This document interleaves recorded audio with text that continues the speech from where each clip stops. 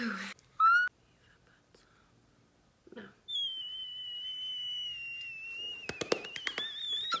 I'm just a kid. Life is a nightmare. It's literally a fucking nightmare though. Calm the fuck down, no one's gonna watch. Anyway. Life is nightmare fuel. I'm just kidding. I can't believe it. I'm just a kid and life is a nightmare. The one I was just, yeah. It's trending on TikTok and it's really bringing me back. It's hilarious, the stuff people are coming up with. Okay, well, before we begin, oh, I should do my intro, the fuck? Greetings, Earthlings. My name is Elle, and welcome back to my channel. I am actually shitting, though, because I really did not expect my video, my most recent video that I did, to get the views that it got. When I tell you guys, I lived inside my head, like, for over a week about whether I should post that video. I have anxiety and depression and PTSD, so I do overthink things in general, which is something I'm working on. But I really had no idea that over 600, almost 700 people by the time I am posting this, maybe more, have seen that video and took the time to watch it and stayed watching it for 30 plus minutes. I feel like I cannot simply deserve that, and I could never. And I am very grateful that you guys took the time to hear my thoughts. If you didn't see my recent video, go check it out if you want my take. I'm a 30-year-old millennial, micro-influencer, meaning I don't have a large following at all. I'm a licensed attorney. I've kept my license current, and I do not practice federal or the type of law involved in that scenario, but I did reach a boiling point with celebrities in general. I'm also an Arianator, if you can't tell. I did a little recap of the Gabby DiMartino CP scandal and my take on it. And I think that we are living in a culture of excess. I don't think it was created by my generation or Generation Z. This is not I also am not here to shit on boomers, quite frankly, the way they have shit on me. I want to be very clear. I know my channel is small. I just frankly don't care how many followers I have. I don't care that this channel is not monetized. It's actually very freeing for me and very exciting. I can't wait to see where it goes and what it becomes. Really what I'm here to talk about today is the future for millennials and Gen Z, specifically in America. So if you're not living in the United States, good for you. Jealous, but feel free to watch. I actually, if you're not living in America, I would love to know what your country thinks of the United States. I'm actually dying to know. My goals for today, I wanted to come on here and thank everybody for your response to my last video about Gabby, and I wanted to kind of elaborate on what I was talking about at the end of the video with the culture of excess and how it seems like we are really at a tipping point as a society, and it feels like things could go either way. Okay, the margarita though, we gotta talk about that because frankly I need it. I get these little girlies at the Lowe's Foods, but it is the Flybird margarita, and I actually haven't tried the strawberry yet. Those are my broccoli cheddar fries. Hang on. So this is actually perfect timing. These are they're broccoli cheddar fries from like Food Lion or something. Freezer section, so good. And I'm having them with like a little salad and chili. Vegetarian chili for dinner. These are really good. I'm excited. I'm going to, what is it called? Blind react. I'm gonna blind react to the strawberry margarita because my husband and I had a bottle of the regular margarita last Thursday night during Dungeons and Dragons. We have like a team of law school study buddies that have played Dungeons and Dragons for the last few years. And Thomas and I were literally hammered last Thursday. So they are a teensy weens crispy, you can see. I'm still grateful and still gonna eat them because, you know, I made them for me and I did my best. Okay, blind reaction to the strawberry margarita. I want to just go ahead and blind react to the coloration. We love her. We love a light pink bitch. We do not really want dark to medium pink margs because what does that mean? Too much sugar, too much puree. Let's see.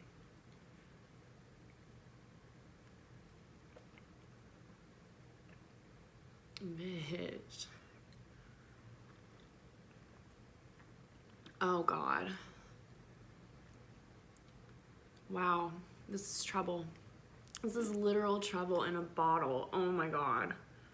Yes, the very first taste that I'm getting, I dropped that on the floor. Alcohols. Alcohols first and foremost. And then like in the very faintest taste in the back of my throat of like a strawberry. This is not sponsored by Flybird. It's also not sponsored by my Etsy shop, unfortunately, because we donate most of our proceeds to charity, which I wouldn't have it any other way, period. But yeah, I made this shirt, this sweatshirt. It's so cozy. Maybe it is sponsored. It's not, because I didn't pay myself. Yeah, so it's not, okay. It's not sponsored by Sailor Moon either, okay? Or broccoli cheddar fries. I really just want to chat with you guys about how I feel as a millennial because I am desperate to know if anybody else feels this way. I really, truly, if you're a millennial, Gen Z, like, I would Venmo you money for your actual sincere thoughts in the comments if I could, because I truly am that interested to know, is this feeling that I'm feeling just where I am at in my life and on my life path, my journey, is this feeling anybody else can relate to? Am I alone? Or are we all way more connected and way more together than we even know? So, let's get into it. So I guess let's start with the phrase, okay, boomer, because I think it is so stupid and it should have never have been invented. I'm not for cancel culture. I'm not for being mean or hateful to each other. So I did not understand years ago when we all said, thanks, Obama. And then now we're like, okay, boomer. Like, what's it gonna be next? You know, it's like, it's not that serious, but it is serious too at the same time. So I see it as this sort of petty insult, honestly.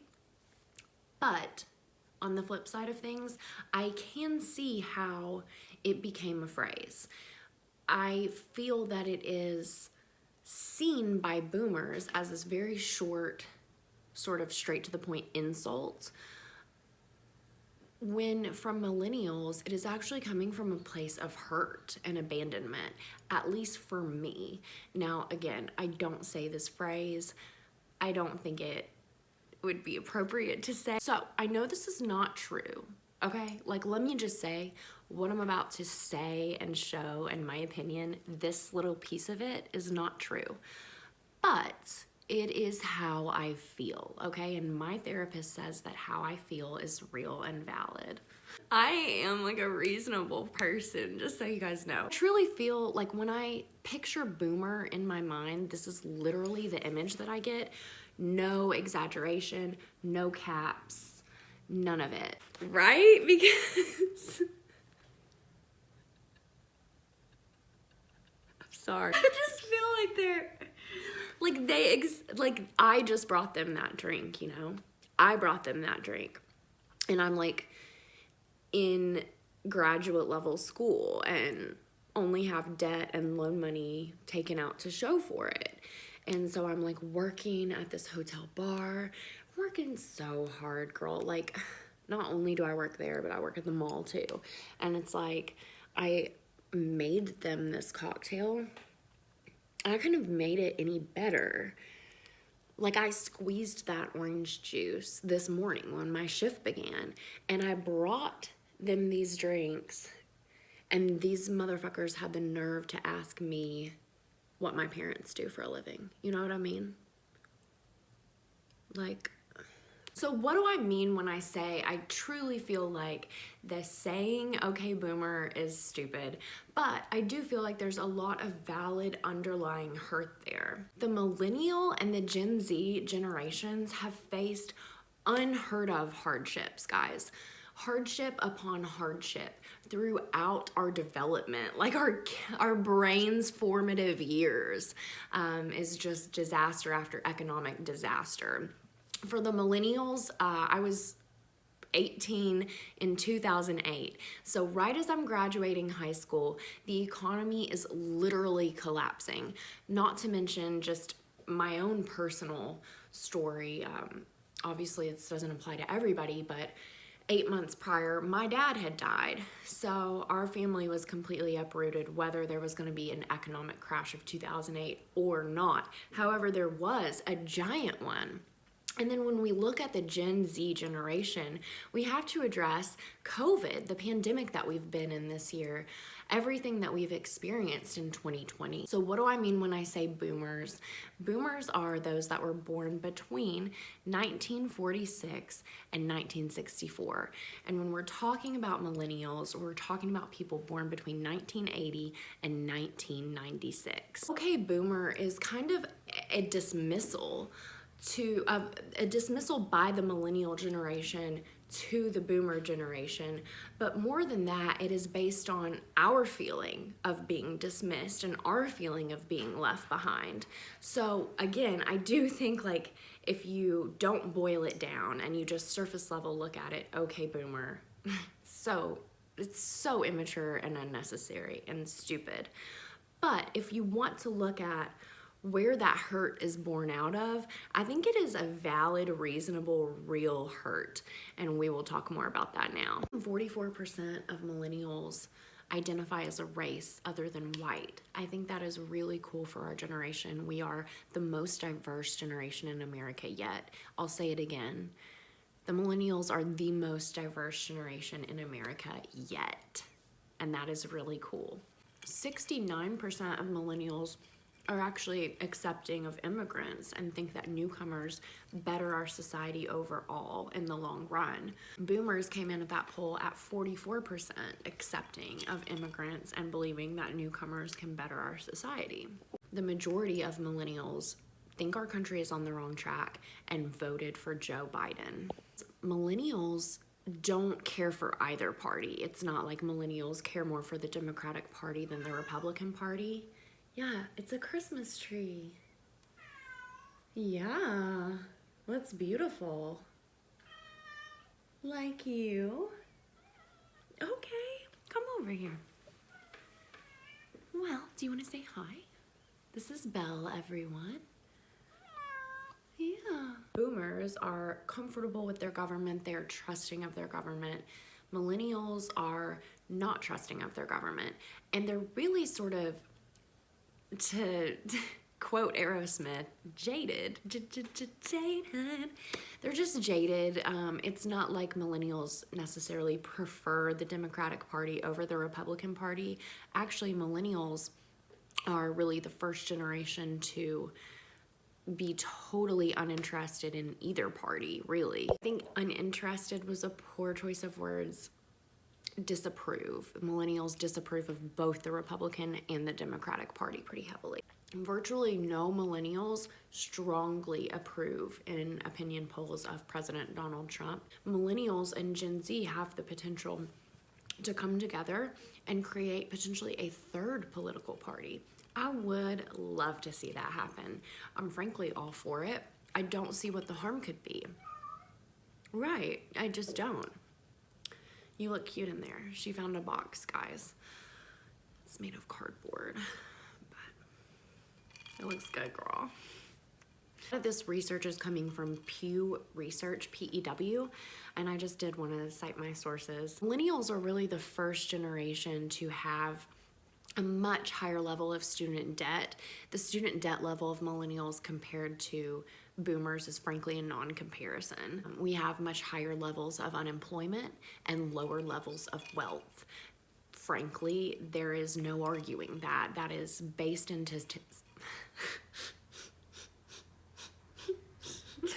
that is based in statistics, bitch. I really only have had half, and I just want to be very clear. Not even. Like, what do I do? Should I have my husband come get me? Millennials are living at home with their parents a lot longer. They're moving back in with their parents after moving out. They are getting married much later in life, and they're delaying children or choosing to have fur children or, you know, really loving and elaborate lives with their fur babies instead of a much more expensive life with a child. That is not by choice. I just want to get that out there. If you are a millennial and it is by choice, I respect that. I think that's great. I want to know more of your thoughts and your specific situation in the comments. I'll just briefly bumper sticker mine. Yeah. Guys, let me go kiss her for a little bit. She's a baby. Like, she's honestly a baby. As far as my situation goes, I did not, you know, see all my parents and their friends' lives and then think, I'm gonna do the fucking opposite of that. Ew. It was never in my plans to get married as late as I did or delay having kids the way that I have, but I think that's the case for a lot of people, that I'm not alone in that, and that's why I'm willing to put myself out here about that. I think this is the part that gets to me. I was certain that if I made all A's, if I got a scholarship, if I stayed after to talk to the professor and made sure that they knew me and cared about me and that I cared about them and respected them in their class and did all the internships, checked all the boxes and followed the script, that I'd be good. Like, I'd have that same house, that same life that my parents had. And that's quite frankly the total opposite of the life that I've had and what has happened to me. This does not happen to every millennial that goes to medical school and law school. I do just want to make that clear. However, I can point to multiple things like this in the education system. Various institutions that have taken advantage of their students in a disgusting way. My law school shut down after I graduated. It was immediately pretty much investigated by the feds. The FBI came in and investigated misuse of Title IV funding, aka federal loan money that your school receives from the government. If you've ever applied for the Pell Grant, the federal student loan monies in college, anything like that, you know the funds that I'm talking about. I want to be clear, this was a privately owned law school. This was a private institution. There was no university, you know what I'm saying? It was all privatized. So this board of directors, the president, everybody over the law school in leadership positions, and quite frankly, all the faculty and staff who didn't necessarily have anything to do with that or know about it, but they were all boomers. Everybody was a boomer. Nobody was 16, 20, nobody was a millennial. And that's a situation that I was put in by very greedy human beings. And now it's like 3 years of my hard work and my soul and staying up late bent over a desk, which I actually had to have spine surgery, a microdiscectomy shortly after my bar study ended because my body was in such poor health because I had sacrificed so much. But it's just kind of like, what did I do that for, you know? Why did I do that? To pay a bunch of boomers salaries and let them make a little like interest off of my loan money together and invest that. I mean, I feel really misused and mistreated and left behind in that situation alone, especially. I am still getting asked about it in interviews 4 or 5 years now later. So if you went to Charlotte School of Law, my heart goes out to you. And I also think that we're going to see a lot of millennials request a change and push for a change in how we finance higher education. I think it's going to take a lot of work. We will see our generations come together, and together we will push for a universal living wage, and we're also going to push for just a better way to finance higher education. There is absolutely no reason that because my husband's parents were in the military and therefore he grew up in a different country and then came to college in America so he could, make friends and have the normal college experience, that he is now in debt for certain grants and loans that a state resident of the state he went to college in would have just received by virtue of being born in that state. Now he is strapped with this additional debt. We're both strapped with the debt from Charlotte School of Law, which was completely run into the ground and mismanaged by who? Boomers. So I think that we are the type of people, and we are the generation to really come together and push for some better standards in how we finance, and we just need reason in how we finance higher education. We cannot ask people to go on to another tier of education past the 12 years that they have already received in high school, in undergraduate level education, and then go through 4 years of that, come out in debt, and then also unable to get a job. No! The more boomers age, and I've noticed this probably over the last decade especially, but the more boomers age, they are still, right? They're still in power in the legislature, in Congress, representing us, making our laws, making the decisions. But the more they age, the more there is a focus on Medicare, Medicaid, retirement, and their health care. And it's blatant. I mean, I'm not making that up. That's in the news. That's what their representatives, their Republican representatives, are talking about. That is the focus. So the federal budget, which is supposed to be for everybody in this country, more and more of it, as the boomers age, is going into Social Security, Medicare, Medicaid. Where it's not going is places like healthcare, health insurance, wage insurance, anything having to do with education or our healthcare. That's where it's not going. I do truly feel like that is a safety net that boomers created for themselves, and that they frankly don't care if it's left for the millennials or Gen Z or any other generation or not, as long as it is there and available for them. I think if, something had happened and federal funds had been handled a different way, and there was a real and apparent danger that these monies for, the boomers, Medicaid, Medicare could run out, like now, I think it would be the top priority of our country. I think it would be a first and foremost major issue. It would have been for sure in the 2020 election and just on the American stage in general. Another big difference between boomers and millennials and Gen Z, which I do group together in my mind, is I think we see things a lot of the same. The boomer generation does not believe in climate change. They just don't. They truly don't care about it, but I think they don't care about it because they don't believe that it is a real, insurmountable, and pressing danger to our world. I think that in their mind is a problem left to our generation.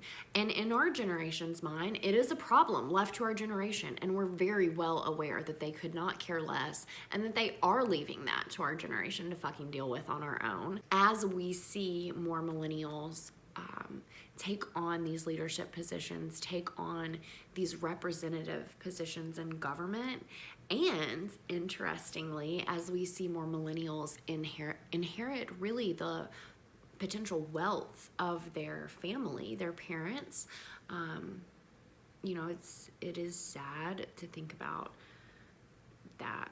I feel bad and now I'm gonna overthink it because my dad's dead. I don't want to make anybody feel bad or think about their parents dying. What I'm trying to say is there is a metaphorical passing of a baton happening, and it is not happening because anybody is passing it to us. It is happening by virtue of the circle of life. You know, it moves us all, and we do die, and that is just the natural cycle of things. I really just wanted to sort of give this high-level comparison of the boomer situation and the programs that they have in place that they will have time and enjoyment and get something out of versus the millennial situation.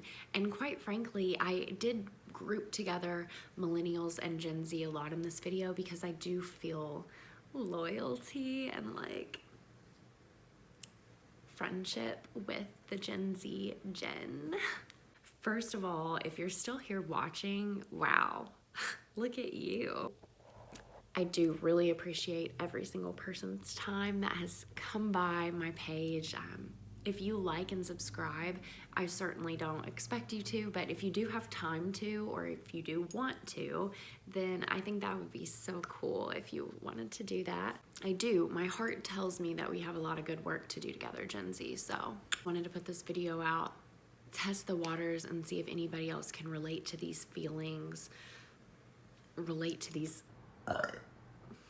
girl, I'm sorry, relate to these experiences, and to also provide some hope and some comfort. You know, you're not alone. If you feel like you have major anxiety or depression or both, because you have like constantly, you know, tried to achieve your whole life and just set yourself up for success and do everything that your parents told you to do, and you still feel immensely behind in life, you're not alone. That's really it, girl. Like, boy, they, them. If you feel alone, you're not alone. I do feel like my generation has been left behind and also is, just by virtue of circumstances, behind. We are deeper in debt.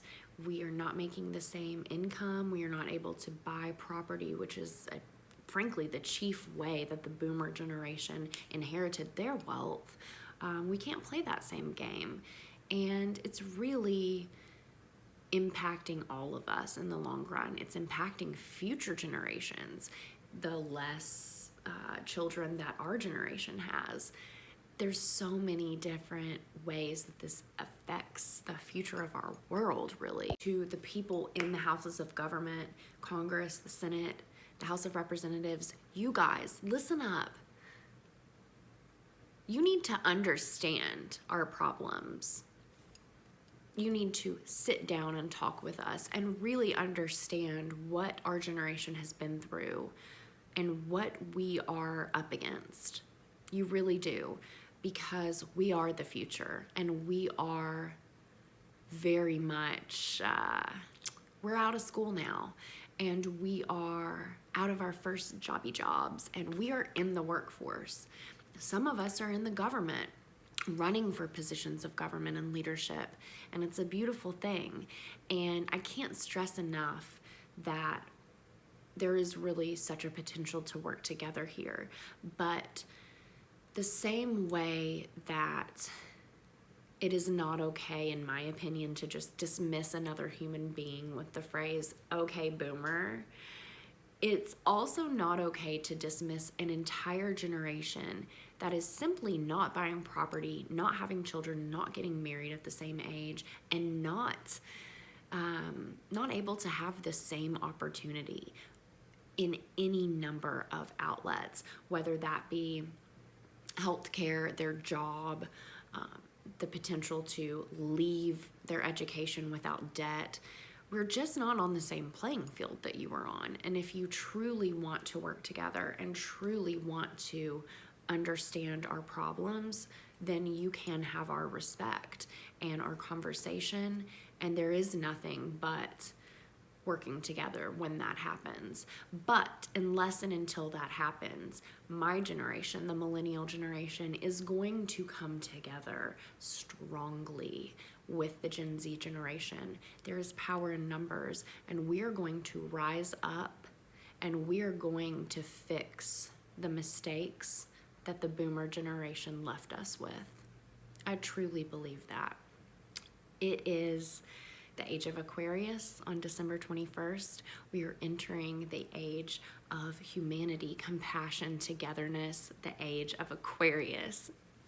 I'm an Aquarius and I'm so freaking excited, you guys. I know it's been the craziest year. I entered therapy, thank God. I think it saved my life and I couldn't recommend it enough to you. I am happy to speak with you more about it in the comments or wherever you're comfortable, but if you're feeling tired, and like this year has been a lot, and that it has shown you a lot about our government and what we can quickly come up with the money for if we absolutely need it, what we're clearly not equipped to handle in other areas, and what we will expect and demand from our leaders going forward. You are not alone in what you're feeling, and it has been, I know I said this in my last video, which is why I wanted to make this video, but it truly has been such a year, 2020, of awakening and like realizing stuff, you know? So let's keep growing, let's stick together and keep coming together to make our country what it needs to be. I have to end on this note. I just read that most millennials have less than $1,000 in savings in their bank account. Agree. But it's like, I feel like I read that out loud and they were like, you'll get there, don't worry, just keep working hard. That's it for me today, guys. I've literally always wanted to say that, so thank you so much for spending your time with me on my channel, hanging out. Look, I'm here for you. Get down in the comments. We're in this thing together. If you are interested in a more elaborate video on this or a breakdown of another topic that is in the now in politics or celebrity or influencer culture right now, just let me know. I am happy to, and I am here to serve you guys truly. This is a channel for you, so let me know how I can continue to make you happy, make you feel heard, represented, and serve you. And really, that's it for me. You guys are the best, and I appreciate every single one of you. Literally every single one of you is seen, and I'm like standing in my kitchen or like riding in the car, reading your comments out loud to my husband, like, look what somebody said about me. Why? I don't. So thank you. I can't tell you how much it means. I'm just a kid and life is a nightmare. It's quite frankly a sleep paralysis demon standing over me while I'm stuck in a fever dream. But cheers, you know? We got this. Peace. I just dropped my phone.